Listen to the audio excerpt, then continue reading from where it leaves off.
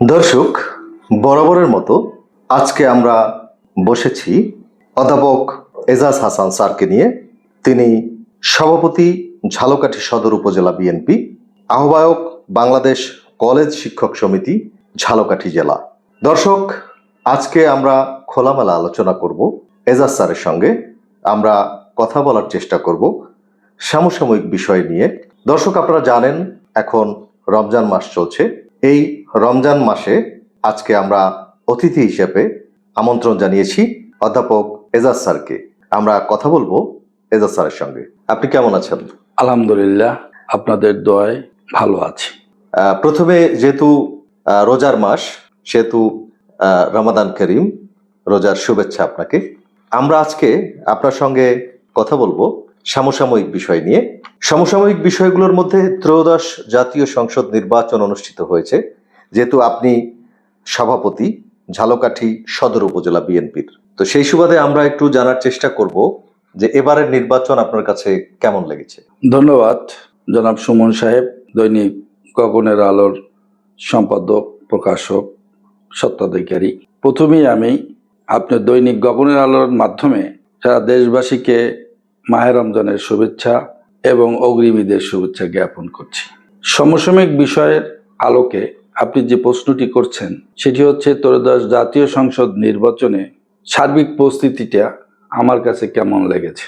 আপনার প্রশ্নের যথাযথ উত্তর খুঁজতে গিয়ে আমি যতটুকু মনে করি সেটি হচ্ছে, দীর্ঘ 17 বছর পরে বিশেষ করে ফ্যাসিস্ট আওয়ামী সরকারের নির্যাতনের কবল থেকে এই দেশবাসী এবং রাজনৈতিক দলগুলো একটি স্বীকৃতি পেয়েছে। কি স্বীকৃতি? সেটি হচ্ছে জনগণের কথাগুলো যেন সহজ উপায় এবং ধারাবাহিক প্রক্রিয়ার মধ্যে, গণতান্ত্রিক প্রক্রিয়ার মধ্যে দিয়ে তাদের মতামত ব্যক্ত করতে পারেন। তারই আলোকে জাতীয় সংসদ নির্বাচন হয়েছে। সেই নির্বাচনে আপনি লক্ষ্য করবেন, হয়তোবা সাংবাদিক হিসেবেও আপনি বিভিন্ন কেন্দ্রে গিয়েছেন, সেখানে দেখেছেন যে সাধারণ জনগণ সহ ভোটারদের যে আগমন, স্বতঃস্ফূর্তভাবে তারা অংশগ্রহণ। এটি আপনি ঠিক বলেছেন। আমি যত জায়গায় ঘুরেছি আমি দেখেছি যে একেবারে স্বতঃস্ফূর্তভাবে জনগণ ভোট দিচ্ছে এবং ভোটারের উপস্থিতি ছিল ব্যাপক। জি, ব্যাপক উপস্থিতিটি মনে হচ্ছে যে জনগণের যে দীর্ঘ 17 বছর ভোট দিতে পারেনি, বিশেষ করে তরুণ প্রজন্ম, তারা যে ভোট দিতে পারেনি তার যে একটা উচ্ছ্বাস তাদের মধ্যে কিন্তু লক্ষ্য করেছি আমরা। তেমনি দলগতভাবে আমরাও, যেহেতু বিএনপি একটি বড় রাজনৈতিক দল, তার কর্মী বলেন, নেতা বলেন, সেই হিসাবে আমরা সকলেই, আমাদের মধ্যে একটা উচ্ছ্বাস লক্ষণীয় ছিল, যাতে করে আমরা সকলে মিলেমিশে স্বতঃস্ফূর্তভাবে, অবাধ, নিরপেক্ষভাবে আমরা ভোট প্রদান করতে সক্ষম হয়েছি। সেজন্য তৎকালীন সময় যারা দায়িত্বশীল ছিলেন, ইন্টারিম গভর্নমেন্ট, তাদেরকে আমরা ধন্যবাদ জ্ঞাপন করছি। যেহেতু আপনি বলেছেন যে এটা আমার কাছে কেমন লেগেছে, অবশ্যই যেহেতু দীর্ঘ 17 বছর আমিও ভোট দিতে পারিনি, নতুন প্রজন্ম ভোট দিতে পারেনি, আমরা সকলে মিলে যে ভোট প্রদান করতে পেরেছি, স্বাভাবিকভাবেই সেটা আমার কাছে খুবই ভালো লেগেছে এবং এটি একটি গণতন্ত্রের পুনরুদ্ধারের একটি প্রথম ধাপ হিসাবেও আমরা এখন নতুন প্রজন্মের মানুষের সাথে আমরা মনে করি। না, এটি আপনি যথার্থ বলেছেন। কারণ গত 17 বছরে মানুষ ভোট দিতে পারেনি, ভোটের অধিকার ছিল না। সেখানে আমরা দেখেছি স্বতঃস্ফূর্তভাবে সবাই ভোট দিয়েছে। আরেকটা বিষয়ে একটু আলোচনা করব যে নিরাপত্তার বিষয়টা আমরা দেখেছি। যখন সাংবাদিকরা এবং যারা পর্যবেক্ষক যারা রয়েছে তারা যখন মাঠে নেমেছে সংবাদ সংগ্রহের জন্য, তখন কিন্তু আমরা দেখেছি যে তাদের গাড়িও চেক করা হয়েছে। তাদেরকে বেশ গাড়ি, যাদের প্রাইভেট কার রয়েছে তাদেরকে সেই প্রাইভেট কারে সম্পূর্ণ গাড়িটা চেক করা হয়েছে এবং যারা মোটরসাইকেলে গিয়েছে তাদের চেক করা হয়েছে। কাদের পর্যবেক্ষক কার্ড অরিজিনাল কিনা বা ডুপ্লিকেট কিনা সেগুলো চেক করা হয়েছে। এই যে নিরাপত্তার বিষয়টা, এ বিষয়ে আপনি আসলে কি মনে করছেন? হ্যাঁ, এটা নিরাপত্তার বিষয়ে সর্বকালের মধ্যে এটাকে সবাই এটাকে পজিটিভ মনে করেছে এবং নিরাপত্তার প্রশ্নে আইন শৃঙ্খলা রক্ষাকারী বাহিনী তাদের সার্বিকভাবে যে কর্মকাণ্ড সেটা আশাব্যঞ্জক। এরকমের যদি তারা সার্বিকভাবে এই কর্মকাণ্ডগুলো যদি তারা আইন শৃঙ্খলা রক্ষায় নিয়োজিত থাকে, তাহলে ডে বাই ডে আমাদের ভোট প্রদানের যে ক্ষেত্রগুলো সেগুলো আরো প্রশস্ত হবে আমরা মনে করি। এটাকে আমরা পজিটিভ মনে করি। তাহলে আমরা আসলে ধরে নিতে পারি যে এই যে সামনে উপজেলা নির্বাচন, তারপরে বিভিন্ন আরো মেয়র নির্বাচন, আরো নির্বাচন আসছে সামনে।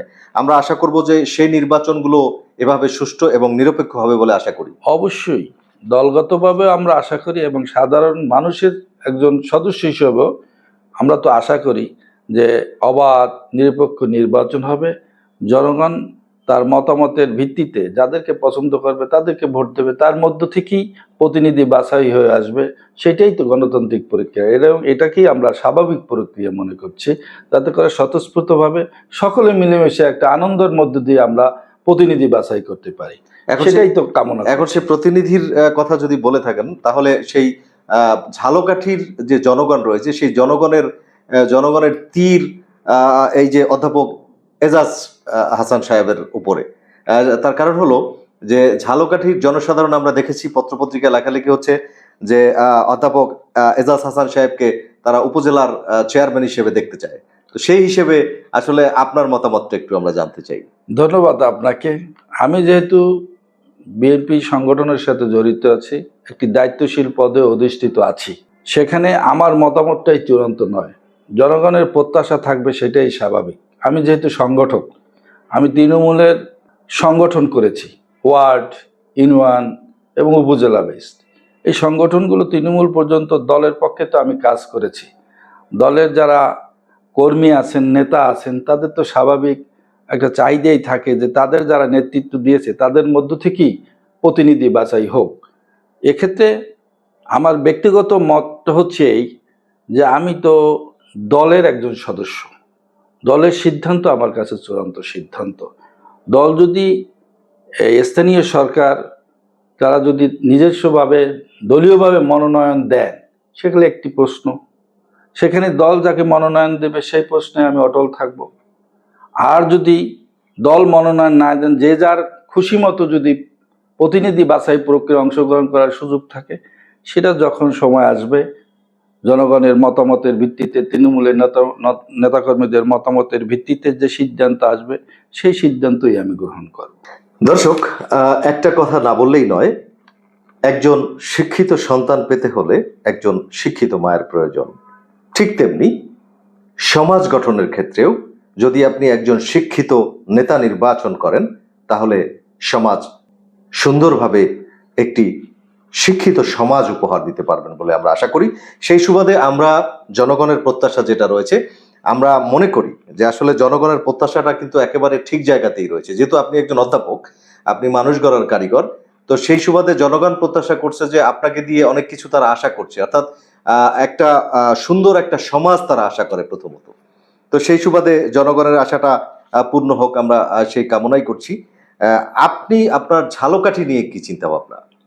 আমি যেহেতু তৃণমূলের একজন কর্মী, ঝালকাঠি সদর উপজেলা বিএনপির সভাপতি হিসাবে বিএনপির দায়িত্ব পালন করছি, সেক্ষেত্রে বিএনপি এখন সরকার গঠন করেছে।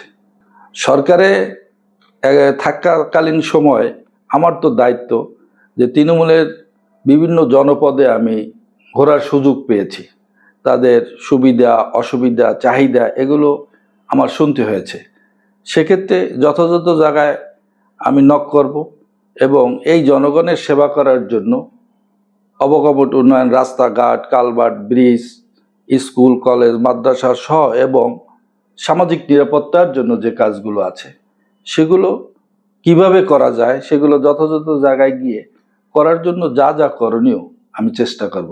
তার জন্য আমি একজন সংগঠক হিসেবে আমার প্রতিনিধি হতে হবে, সেটি আমার কাছে মুখ্য নয়। আমি একটু এই জায়গাটাই আসতে চাচ্ছি যে ঝালকাঠির কিছু জনগণের সাথে কথা হয়েছে, তারা সবাই আপনার ভক্ত এবং তারা প্রত্যাশা করে যে আপনি এই সদর উপজেলার চেয়ারম্যান হিসেবে আপনি নির্বাচিত হবেন।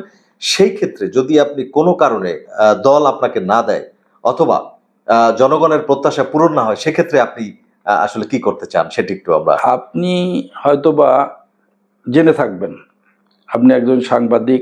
আমি পারিবারিকভাবে আমার রাজনৈতিক পরিবার, রাজনৈতিকভাবে আপনার তৃণমূলের নেতৃত্ব দেওয়ার আমার পরিবারের সুযোগ ছিল।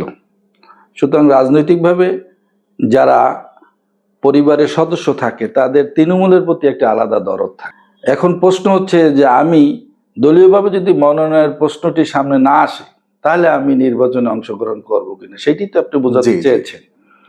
যেহেতু আমি সংগঠন করি জনগণকে নিয়ে, দলের নেতাকর্মীদের নিয়ে, সেখানে তাদের মতামত প্রাধান্য পাবে। এক নাম্বার দুই, যে আমি জনগণের জন্য বিভিন্ন তৃণমূলে কাজ করেছি, জনগণের চাহিদার জন্য, জনগণের স্বতঃস্ফূর্ত অংশগ্রহণটা যদি মনে করি যে আমাকে প্রতিনিধি হিসাবে চায়, সেক্ষেত্রে আমি ভেবে দেখব, সেটাই আমি মনে করি। তবে সেটা সময় সাপেক্ষ ব্যাপার। এখন পর্যন্ত তো নির্বাচন কমিশন তফসিল ঘোষণা করেনি বা নির্বাচন সংক্রান্ত কোনো সিদ্ধান্ত গ্রহণ করেনি। যখন সেটা হবে তখন আমি নেতাকর্মীদের সাথে আলাপ আলোচনার ভিত্তিতে এবং সংগঠনের সিদ্ধান্ত মোতাবেক তখন সেই মুহূর্তে যা করণীয় আমি সেটা করার চেষ্টা করব। পাশাপাশি আমি আরেকটা কথা বলি, যেহেতু আমি পূর্বেও বলেছি আমি সংগঠক, প্রতিনিধি হওয়াটাই কিন্তু আমার কাছে মুখ্য নয়। আমি একজন শিক্ষকও বটে। আমার ভাবনাটা হচ্ছে সমাজের মধ্যে একটি শান্তি শৃঙ্খলা বজায় থাকুক, সামাজিক পরিবেশটা সকলে মিশেমিশে সম্প্রীতি বজায় থাকুক এবং সংগঠনের মধ্যেও প্রতিযোগিতা থাকবে, প্রতিহিংসা না থাকুক, সেটি আমি মূলত কামনা করি এবং সংগঠক হিসেবে সেই পথেই আমি অগ্রসর হব। আমি কাউকে প্রতিপক্ষ মনে করছি না, প্রতিযোগিতার মাঠে থাকার চেষ্টা করব ইনশাআল্লাহ। দর্শক, আমরাও চাই অধ্যাপক এজাজ হাসান স্যার উনি নেতৃত্বে আসুক, নেতৃত্বে এসে তিনি একটি সুষ্ঠু সুন্দর সমাজ গড়ে তুলুক, সেই প্রত্যাশা করি। দর্শক, আমরা আজকে আমাদের এই পুরো অনুষ্ঠানের যিনি স্পন্সর করেছেন সমাজসেবক ডাক্তার AM খলিলুর রহমান তালুকদার। আজকে আমাদের এই অনুষ্ঠানটা তিনি স্পন্সর করেছেন। আমরা ধন্যবাদ জানাই ডাক্তার AM খলিলুর রহমান তালুকদারকে, যে তিনি আমাদের এই আজকের যে আলোচনাটি হচ্ছে সেই আলোচনার একটি প্ল্যাটফর্ম তৈরি করে দিয়েছেন এবং আমাদের আপনারা যে একই রঙের পাঞ্জাবি দেখছেন সেটিও ডক্টর AM খলিলুর রহমান তালুকদার তিনি আমাদেরকে স্পন্সর করেছেন। স্যার, আমরা আরেকটু জানতে চাইবো যে আমার জানা মতে যে আপনার বাড়ি হচ্ছে গগন, এটা সঞ্জয়পুর, আশিয়ার গগনের মধ্যে পড়েছে সঞ্জয়পুর। তো আসলে আমরা যতদূর জানি যে এই আশিয়ার গগন সঞ্জয়পুর এটি একই জায়গায় রয়েছে। তো সেখানকার একটি স্বনামধন্য স্কুল রয়েছে, একটি প্রাইমারি স্কুল রয়েছে। তো এই প্রাইমারি স্কুলটি অত্যন্ত পুরনো একটা স্কুল, কিন্তু আমি দেখেছি নির্বাচন চলাকালীন সময় আমি ওই এরিয়াগুলোতে গিয়েছি, আমি দেখেছি এখন পর্যন্ত রাস্তাঘাটের বেহাল দশা এবং ওখানে আরো আশিয়ার স্কুল রয়েছে, প্রাইমারি স্কুল এবং আরো শিক্ষা প্রতিষ্ঠান রয়েছে, কিন্তু রাস্তাঘাটের অবস্থা একেবারেই মানে আপনি যথার্থই বলেছেন। যেহেতু গগন, সঞ্জয়পুর, উত্তমনগর, আশিয়ার, বাজিতপুর, সৈয়দকাঠি, এই যে বেলটা দেখেন, সেখানে রাস্তাঘাট, কালভার্ট, ব্রিজ তুলনামূলকভাবে ইউনিয়নের অন্যান্য জায়গা থেকে তুলনামূলকভাবে অবহেলিত মনে হচ্ছে এবং ফ্যাসিস্ট সরকারের দীর্ঘ 17 বছর এই জনপদে তুলনামূলক আমাদের অনেক কাজও কম হয়েছে। হয়নি বললেই চলে, আমরা এখনো মাটির রাস্তা দেখি। রাইট। আপনি যে প্রতিষ্ঠানের কথা বলেছেন, জি, গগন সঞ্জয়পুর উত্তমনগর মাধ্যমিক বিদ্যালয়, জি, ওই স্কুলের ম্যানেজিং কমিটির সভাপতি আমিই বটে। দীর্ঘ বছর ছিলাম না, বছর খানেক হয়েছে। আমি যখন ইন্টারিম গভর্নমেন্ট এসছে তখন আমাকে সভাপতি হিসেবে বরিশাল শিক্ষা বোর্ড মনোনয়ন দিয়েছেন। আমি ইউনো মহোদয়কে বলেছি যে রাস্তাঘাটের অবস্থা একেবারে মেইন যে রাস্তাটা, LGD উপজেলায় যিনি দায়িত্বশীল আছেন ইঞ্জিনিয়ার সাহেব, তাদেরকেও বলেছি। এমনকি যখন ভোট কেন্দ্র হয়েছে তখনও আমি ইউনো মহোদয়কে বলেছি, দেখেন জনগণ, ভোটাররা এখানে কিন্তু ভোট দিতেও আসতে পারবে না, এরকম পরিস্থিতি নেই। আমরা বাইক নিয়ে যেতে পারি, রাইট, হেঁটে যেতে হয়েছে। রাইট। সেনাবাহিনীর গাড়ি, আইন শৃঙ্খলা রক্ষাকারী বাহিনীর গাড়িগুলোও কিন্তু এখানে ঢুকতে পারেনি, সেটা বাস্তব সত্য। এই রাস্তাটি অতি সত্বর করা প্রয়োজন, যেটা গগন কাছারিবাড়ি নামক একটি জায়গা আছে, ওখান থেকে সঞ্জয়পুর একটি হাসপাতাল আছে, আদর্শ হাসপাতাল আছে, হাসপাতাল হয় উত্তমনগর মাদ্রাসা পর্যন্ত এই রাস্তাটি অচিরেই করা প্রয়োজন, যাতে করে মানুষের স্কুল কলেজেও যেতে পারে ছাত্রছাত্রীরা, মানুষের যাতায়াতের সুযোগ সুবিধাটা। আরেকটি রাস্তা আছে গগন হাট থেকে এই কালিজিরা নদীর পার ঘেঁষে একদম সুগন্ধিয়া পর্যন্ত, সুগন্ধিয়া কল্যাণকাঠি পর্যন্ত এই রাস্তাটি খুবই জরুরি। রাস্তাটিও মেরামত করা এবং আরো একটি রাস্তা আছে, সেটি আমি বলি। গগনহাট থেকে একদম আপনি নবগ্রাম পর্যন্ত, সেটার কথাই আমি বলতে চেয়েছিলাম। হ্যাঁ, আশিয়ার আশিয়ার হয়ে একদম নবগ্রাম পর্যন্ত এই রাস্তাটিও আশু করা প্রয়োজন। এবং এবং সেখানে একটি স্কুলও প্রতিষ্ঠা আমি হয়েছে। খবর নিয়েছি কিছু কিছু রাস্তার আইডি নম্বর রয়েছে, যেগুলো কিছু কিছু আইডি নম্বর আমি যথাযথ কর্তৃপক্ষের কাছে আবেদন আকারে প্রেরণও করেছি। আশা করছি, যেহেতু বিএনপি সরকার, উন্নয়নের ভাবনাগুলো তাদের মাথায় রয়েছে। আপনারা ইতিমধ্যেই জেনেছেন যে বিএনপি সরকার ক্ষমতায় গেলে কি কি করবেন। তারা উন্নয়নের জন্য রাস্তাঘাট, কালভার্ট, ব্রিজের পাশাপাশি তারা হেলথ কার্ডের কথা বলেছেন, তারা ফার্মার্স কার্ডের কথা বলেছেন, তারা ফ্যামিলি কার্ডের কথা বলেছেন। এবং দেশনায়ক তারেক রহমান, তাকে আমরা বলি আগামীর ভবিষ্যৎ। তো বর্তমান দেখেই তো ভবিষ্যৎ বোঝা যায়। অলরেডি তিনি কাজ শুরু করে দিয়েছেন প্রধানমন্ত্রী হিসাবে। সুতরাং আমরা আশা করছি এই উন্নয়নগুলো এবং জনবান্ধব যে কর্মসূচিগুলো, সেগুলো বাস্তবায়ন হবে যথাযথ সময়ের মধ্যে ইনশাআল্লাহ। যেমনটা আমরা বলছিলাম যে আসলে আশিয়ার থেকে, অর্থাৎ এই গগন যে রাস্তাটি, গগন স্কুলে যাওয়ার পথে যে রাস্তাটি, তার ঠিক পশ্চিম পাশে আরেকটি স্কুল রয়েছে।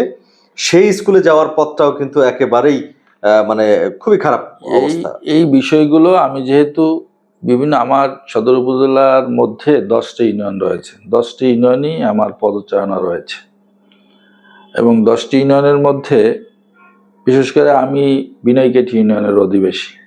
সেই হিসেবে বিনয়কেটি ইউনিয়নের বিভিন্ন রাস্তাঘাট, কালভার্ট, ব্রিজ সহ অন্যান্য ইউনিয়নগুলো ভাবনাটা আমার মাথার মধ্যে রয়েছে।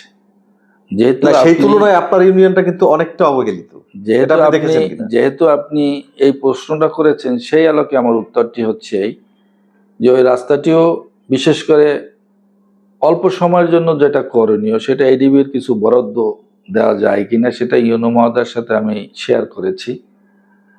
সেটা হয়তো বা হবে। এবং ওই রাস্তাটিও যদি হয়, ওখানে প্রাথমিক একটি বিদ্যালয় আছে আশিয়ারে, সেটি গগনের সাথে আশিয়ারের একটা কানেক্টিং রোড। এটি হলে জনসাধারণের উপকার হবে। এবং এখানে গগন হাট রয়েছে, হাট বাজার আসতো, একটি পুরনো হাট, এটি ঐতিহ্যবাহী, সুবিধা আছে। বিশেষ করে গগনের, আপনি যেটা আমি পূর্বেই বলেছি, নবগ্রাম থেকে আপনার কালিজিরা নদী, বাসন্ডা নদী, তা বাসন্ডা নদী হচ্ছে আপনার বাসন্ডা যেটা খাল হিসেবে চিহ্নিত, সেটা বাসন্ডা খালের পাশ থেকে বেড়িবাঁধ রয়েছে। ওই বেড়ি থেকে পঞ্চগ্রাম হয়ে আশিয়ার, মুরাসাতা হয়ে, গগন হয়ে, সঞ্জয়পুর, উত্তমনগর হয়ে, বাজিতপুর এবং কল্যাণকাঠি পর্যন্ত, যেটা বিনয়কাঠি কল্যাণকাঠিতে বরিশালের সাথে একটি বেলি ব্রিজ রয়েছে, স্টিল ব্রিজ রয়েছে, ওই পর্যন্ত এই রাস্তাটি খুবই প্রয়োজন। এবং এই রাস্তাটি যদি হয় তাহলে জনসাধারণের উপকার হবে। পাশাপাশি আপনি এখন গভর্নমেন্ট কিন্তু নদী খাল খননের একটা উদ্যোগ গ্রহণ করেছে, যেটা জিয়াউর রহমান করেছে, রাইট। আমরা যদি কালিজিরা নদীটিকেও খনন করতে পারি, তাহলে কিন্তু মানুষের এই নদীর মধ্যে পানির প্রবাহটা আসবে এবং মানুষের চাষাবাদের জন্য কিন্তু উপকার আসবে। এবং এর মধ্যে গ্রামের মধ্যে থেকে ছোট ছোট নালা, খাল যেগুলো ছোট ছোট রয়েছে, এগুলো যদি আমরা খনন করে দিতে পারি, বিভিন্নভাবে আপনি ইরিদানের যে চাষটা ব্যাপকভাবে আমাদের ইউনিয়নে করা সম্ভব, তাই না? একটা সময় ওই নদীটাই কিন্তু ছিল বেশ বড় একটা নদী, রাইট। এবং ওখান থেকে বড় বড় লঞ্চ, বড় বড় স্টিমার যেত, রাইট। কিন্তু সেই জায়গাটা এখন একটা লঞ্চ স্টিমারের কথা আপনার ভাবনাটা এই মুহূর্তে ভাবার সুযোগ কম, কিন্তু এটা খনন করা আশু প্রয়োজন। এটা যদি আমরা একদম কালিজিরা থেকে একদম লাস্ট পর্যন্ত, যেটা বাবুগঞ্জের মুসুরিয়া পর্যন্ত, এবং মুসুরিয়া থেকে যদি আমরা একদম শিকারপুর, দ্বারিকা পর্যন্ত, এটা এই খালটাকে যদি আমরা খনন করে দিতে পারি, এটা শিকারপুরের সন্ধ্যা নদী পর্যন্ত যদি এটা কানেক্ট করে দিতে পারি, তাহলে এইটার বিশেষ করে সুগন্ধা নদী, কালিজিরা থেকে সুগন্ধা নদী এবং ওদিকে সন্ধ্যা নদীর সাথে যদি ভিতর দিয়ে এটা কানেক্ট করা যায়, পানির প্রবাহটা আসবে। অত্র অঞ্চলের যে সমস্ত উপজেলাগুলো এটার সাথে সংযোগ আছে, অনাবাদী জমিগুলো, সমস্ত অনাবাদী জমিগুলো সেটা চাষের আওতায় আসবে। হ্যাঁ, আমি দেখেছি যে ওইখানে কিন্তু আসলে এই পানির কারণে অনেক জমি অনাবাদী পড়ে রয়েছে, রাইট, চাষবাস করতে পারছে না। এই উদ্যোগগুলো পানি সম্পদ মন্ত্রণালয়ের সাথে যোগাযোগ করলে এটা যদি অন্যান্য বোর্ডের মাধ্যমে করা হয় তাহলে এটার ফলাফল অচিরেই পাওয়া সম্ভব। এবং এটার পাশ দিয়ে যে ভেরি, ওই নদী খননের সাথে সাথে যদি আমরা ভেরিটা করতে পারি একদম আমিরাবাদ হয়ে একদম কালিজিরার ব্রিজ পর্যন্ত, তাহলে কিন্তু যোগাযোগেরও একটি এটা সুন্দর একটা ব্যবস্থা হবে এবং কানেক্টিভিটিটা এবং এটা টোটাল জেলার যে অনেকগুলো ইউনিয়নকে একটা ঘিরে একটা সংযোগ স্থাপিত হবে। এবং এটি আমার ব্যক্তিগতভাবে আমি তো এটা কামনা করি এবং এটা আমার চিন্তার জগতে বারবার ঘুরপাক খায়। তবে আশা করছি, চেষ্টা করব যথাযথ কর্তৃপক্ষের কাছে যাওয়ার চেষ্টা করব আবেদনের মাধ্যমে। এবং যেহেতু সংগঠন করি, সংগঠনের একজন দায়িত্বশীল ব্যক্তি হয়েছি বা কর্মী হয়েছি, যাই হয়েছি, জনসাধারণের উপকার করাই, জনসাধারণের সেবা করাই, জনগণের সুযোগ সুবিধাগুলো দেখাই তো মূল লক্ষ্য। অর্থাৎ আপনার কথায় বুঝতে পারছি যে আপনি শুধু বিনয়কাঠি নিয়ে চিন্তা করছেন না, আপনি পুরো সদর উপজেলা নিয়ে চিন্তা করছেন। উপজেলা সহ মানুষের যে সার্বিকভাবে সাধারণ জনগণের উপকারটা কিভাবে হবে। এবং আমরা কৃষি নির্ভর বাংলাদেশ, কৃষিকে যদি আমরা ডেভেলপ করতে পারি এবং কৃষকদের জন্য যদি এই যে সুযোগ সুবিধাগুলো যদি আমরা দিতে পারি, সার, বীজ, পানি সরবরাহ, এগুলো যদি করতে পারি, তাহলে কিন্তু আমরা উন্নয়নের দ্বার প্রান্তে পৌঁছতে আমাদের বেশি দিন সময় লাগবে না। এটা আমি নিজেই মনে করি। হ্যাঁ, এটি আপনি যথার্থ বলেছেন। তার কারণ হচ্ছে আমরা দেখতে পাচ্ছি যে দেশনায়ক যিনি রয়েছেন অর্থাৎ প্রধানমন্ত্রী তারেক রহমান, তিনি প্রোটোকল ছাড়া যাচ্ছেন এবং রাস্তায় সাধারণ জনগণের মতো তিনি চলে যাচ্ছেন। এই যে এই বিষয়গুলো কিন্তু জনগণের মধ্যে দাগ কেটেছে এবং তারা খুব সহজভাবে তার মানে মনে প্রাণে নিয়েছে। এবং এই ধারাবাহিকতা যদি চলতে থাকে তাহলে আমি আশা করব আসলে দেশ উন্নতি হতে বেশি দিন সময় লাগবে না। আমরা এটা একেবারে স্পষ্ট দেখতে পাচ্ছি। তো তারই ধারাবাহিকতায় আমরা আশা করব দেশ নায়ক অর্থাৎ প্রধানমন্ত্রী তারেক রহমানের দৃষ্টি আকর্ষণ করব, যাতে করে যদি আজকের আমাদের এই আয়োজনটি, আজকের আমাদের এই অনুষ্ঠানটি তার নজরে পড়ে, আমরা বলবো অবশ্যই দক্ষিণ অঞ্চল অবহেলিত, সেই দক্ষিণ অঞ্চলে যেন তিনি কলকারখানা থেকে শুরু করে বিভিন্ন ধরনের মিল ফ্যাক্টরি এবং ট্রেন স্টেশন, বিশেষ করে ট্রেন লাইন এবং রাস্তা প্রশস্ত করা, তো এই বিষয়গুলো যাতে মাননীয় প্রধানমন্ত্রী তারেক রহমানের নজরে আসে, আমরা সেই প্রত্যাশাই করব। আমরা আবারও ধন্যবাদ জানাই ডাক্তার AM খলিলুর রহমান তালুকদারকে। তিনি আজকে আমাদের এই পুরো আয়োজনটি স্পন্সর করেছেন, আমরা তাকে ধন্যবাদ জানাই। আমরা ফিরে যাব এজাজ স্যারের কাছে। তিনি একজন অধ্যাপক, তিনি একজন রাজনীতিবিদ এবং তিনি একজন লেখকও বটে। আমরা আজকে একটু তার সাথে কথা বলবো তার লেখালেখি নিয়ে। তিনি অসাধারণ লেখা লেখেন। আপনারা যারা দর্শক রয়েছেন, যারা পাঠক রয়েছেন, তার লেখা পড়েন, তারা নিশ্চয়ই জানবেন অসাধারণ তার লিখনী। আজকে আমরা এজাজ স্যারের কাছ থেকে একটু 2-4 লাইন কবিতা বা তার লেখা কিছু কথা আমরা শুনতে চাই। ধন্যবাদ আপনাকে। লেখার প্রতি আমার একটি ঝোঁক রয়েছে, অনেক ভাবনা আমার মাথার মধ্যে ঘুরপাক খায়। যেহেতু রাজনীতির সাথে সম্পৃক্ত, রাজনৈতিক বিষয়টি বেশি আমার মাথার মধ্যে ঘুরপাক খায়, সেই লেখাগুলো ছোট ছোট আকারে লেখার চেষ্টা করি, যেগুলো আমি ফেসবুকের মাধ্যমে আপলোড দেই মাঝে মধ্যে, সেটা হয়তো আপনি দেখেছেন। তবে আমার ভাবনার মধ্যে মাঝে মধ্যে পীড়াও দেয়। সেটি হচ্ছে, আমি একটি গণতান্ত্রিক চেতনার মানুষ। কথা বলতে অবাধ কথা বলার সুযোগ থাকবে সেটাই আমি বিশ্বাসী, প্রতিযোগিতা থাকবে সেটাই আমি বিশ্বাসী, প্রতিহিংসায় আমি বিশ্বাসী নই। এই লেখাগুলো মানুষের সামনে উপস্থাপনা করার চেষ্টা করি এইভাবে, যাতে করে মানুষ সেগুলো আমলে নিয়ে মানসিকভাবে যেন প্রস্তুতি নেয় যে আমিও এই প্রকৃতিরই হব, যাতে করে সমাজের মধ্যে বিভেদ তৈরি না হয়, গণতান্ত্রিক চেতনাবোধ যেন জাগ্রত হয়। সেই কারণেই সেই বিষয়ের উপরেই আমি টুকটাক লেখালেখি করার চেষ্টা করি। আমার চিন্তাটাই হচ্ছে যে মানুষের মধ্যে যেন অবাধ চিন্তা, যেটা সহজভাবে মানুষকে প্রকাশ করতে পারে, সেখানে যেন সে বাধাগ্রস্ত হয় না। তেমনিভাবে মানুষ ভোটদান প্রক্রিয়ায় অংশগ্রহণ করবে, তিনি বাধাগ্রস্ত হবেন না। জনগণ তার প্রতিনিধি বাছাই করবেন, সেখানে তিনি যেন বাধাগ্রস্ত না হয়। আমি এক কথায় বলতে চাই, যে সব বিষয়েই স্বাধীন থাকবো, আমি বাধাগ্রস্ত হব না। স্বাধীনভাবে আমার স্বাধীন চেতনার মধ্য থেকেই আমি বড় হব, জাগ্রত থাকব এবং আগামীর প্রজন্ম স্বাধীনভাবে তার পথ চলতে পারে, সেটাই আমার মধ্যে সবসময় জাগ্রত থাকে এবং সেই লেখাগুলোই লেখার চেষ্টা করি। যাক, আপনি 2 লাইন কবিতা আবৃত্তির কথা বলেছেন, ছোটবেলায় পড়েছি। তুমি যাবে ভাই, যাবে মোর সাথে, আমাদের ছোট গায়ে। আপনার দৈনিক গগনের আলো এই যে পত্রিকার নামকরণ করেছেন, আপনি কি জন্য কিভাবে করেছেন সেটা আমি জানি না। গগন নামটা আমার কাছে খুবই ভালো লাগে এবং গগনে পৌঁছা এটি সহজসাধ্য বিষয় নয়। এখানে অনেক সাধনা করতে হয় এবং সাধনার মধ্য থেকেই গগনে পৌঁছা সম্ভব এবং সেটা পজিটিভভাবে। এটাই হচ্ছে আমার মূল কথা। আর যেহেতু GSU, গগন সঞ্জয়পুর উত্তমনগর, আমার গ্রামের যে প্রতিষ্ঠানটি সেটির নাম GSU হাই স্কুল গগন সঞ্জয়পুর উত্তমনগর মাধ্যমিক বিদ্যালয়, এটার সাথে এই নামের সাথে এই নামটা জড়িত রয়েছে, এটার সাথে আমার আবেগ জড়িত রয়েছে। আপনি আমার আবেগের জায়গায় টাচ করতে পেরেছেন, এই জন্য আপনাকে সুমন সাহেব অসংখ্য ধন্যবাদ জ্ঞাপন করছি। আজকে আমাদের এই পুরো অনুষ্ঠানটি স্পন্সর করেছে ডাক্তার AM খলিলুর রহমান তালুকদার। আমাদের পক্ষ থেকে আন্তরিক শুভেচ্ছা এবং অভিনন্দন রইল। আমিও ব্যক্তিগতভাবে ডাক্তার AM খলিলুর রহমান তালুকদারকে ধন্যবাদ জ্ঞাপন করছি, দর্শক শ্রোতাদেরকেও ধন্যবাদ জ্ঞাপন করছি। আপনাকে অসংখ্য ধন্যবাদ। দর্শক, আমি আবারও সেই কথা দিয়ে শেষ করতে চাইব, একজন শিক্ষিত সন্তান পেতে হলে একজন শিক্ষিত মায়ের যেমন প্রয়োজন, তেমনি একটা শিক্ষিত সমাজ পেতে হলে একজন শিক্ষিত নেতার প্রয়োজন। আমরা আশা করব সেই নেতা হয়ে তিনি যেন এই ঝালকাঠির সদর উপজেলাকে মনের মতো করে গড়তে পারেন এবং সুন্দর পরিপাটি একটি সমাজ উপহার দিতে পারেন।